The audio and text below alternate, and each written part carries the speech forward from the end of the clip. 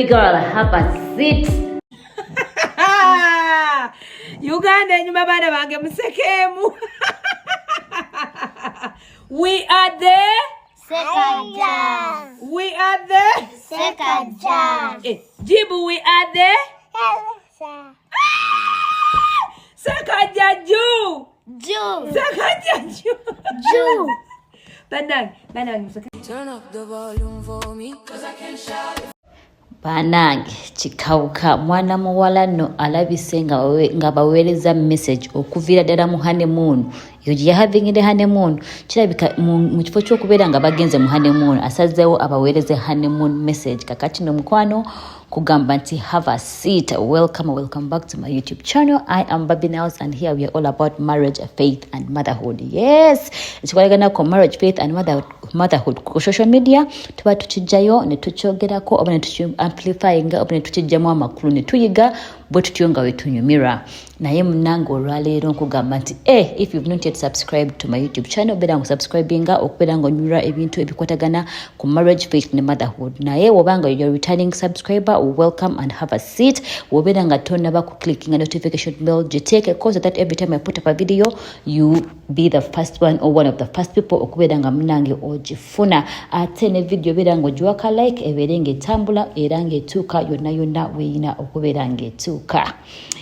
Kakati mukwano agaliwo mukulekeyo mu mbaga ya Chosen Becky eyabadde eyakabi era eyabadde ennungi ennyo ennyini ddala. Kati nno kubanga ndi all about marriage and faith and motherhood ndizeeyo mu luuyi lwa motherhood.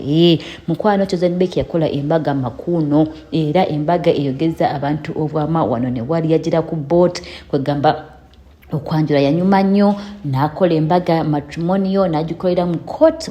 Yakoze court wedding eyo nayo waliwo ebyayogeddwako betugenda kubanga tulambulula wano naye mu kusookera ddala abantu bayogedde ku akantu akasoosawo nti we are the second jazz okubeera nga mwana muwala akozesezza abaana nabeera nga bagamba n'abawandiisa ebipande byayise ku reception mukwano byaleze abazadde abamu nga bali heartbroken.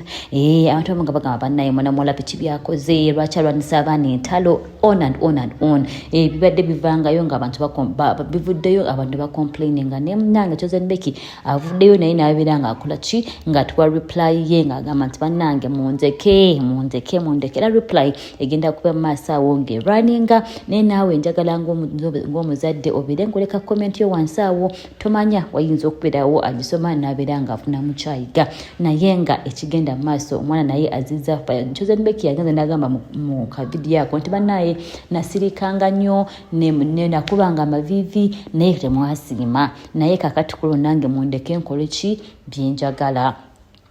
Abantu basenga munnaye bavumiridde ekintu kino nga bagamba munnaye tuleme okubeera nga tulwanisa abaana entalo z'abantu abakulu abantu babimanyi tebabirinamu n'olwekyo ekipande byeyakubye tebyabadde necessary naye ye mukwano avaayo nga yeewolereza mu ngeri ng'eno.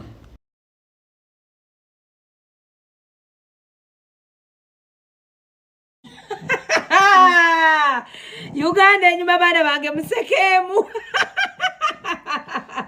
We are the Second jam. We are the Second jam. Jibu, we are the second jam. Ju. Second jam. Ju. Bana musekale muveyo malo okwogera musoke mufulume ebweru bino biri confidential. Uganda enyuma wala nafa abafukamira mutuvuma ngankubye amavi sanyusa abantu ngambadde mukakamu sanyusa abantu. Beke ekyo tokikola abantu bajja kukyawa. Beke ekyo tokikola n'okabireeyo no smiling osanyusa abantu. Era temusiimye era mukyayagala nfukamire. Mukwano we got a caring loving dad. Era abaana be batuzala ba government ati baga abaana ba government. We ba government ekwate ssente esasule omwami wange. Government ekwate ssente esasule bba wange olw'okulabirira abaana bange. Bana. Omu yamusanga mu lubuto n'amulabirira paka ku nsi kuno kwali. Omulala yamusanga wa myezi 3 jibu n'amulabirira paka leero. Government baga batuzala ba government. Oba ba government kubanga tebalabirira kati ekwata ssente wo omwami wange kuba yalabirira. Mukwano we are the second jazz. We got a caring, loving dad. Oh my God. Omwana wange Vurimi yalina speech.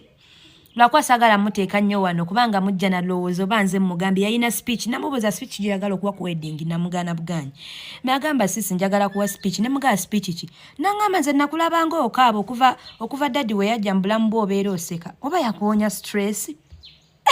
Oyo omwana oyo Vurimi gwe mulaba oyo nga ye speech yayagala owa ne mugamba mwana wange nedda tofaayo ebyoli bimugamba mu buntu.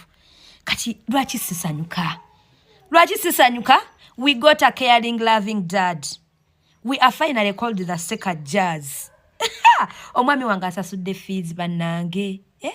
Abaana bange nga basomera bbeeyi bamikwana. Twakabira mu public, tujja kusanyukira mu public. We are not going to make you happy. We tried, but you never appreciated. Kakati mukwano, nyongera okubajjukiza nti omwami wange waba yasasula fees, nga yasasula ennyumba eno gye tulimu, nga yatugulira emmere buli lunaku. We are the Seka Jazz. We finally got a loving dad, including me. Ne tata wange yanjagala of course, naye kati noono kati ono w'obukulu wansusso.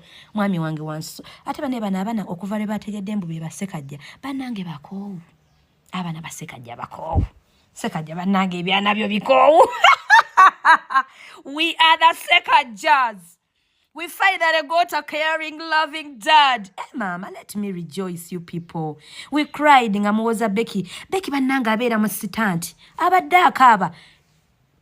You didn't think. Why was she crying? Lwaki omukazi w'olubuto ayimirira n'akaaba out of the blue?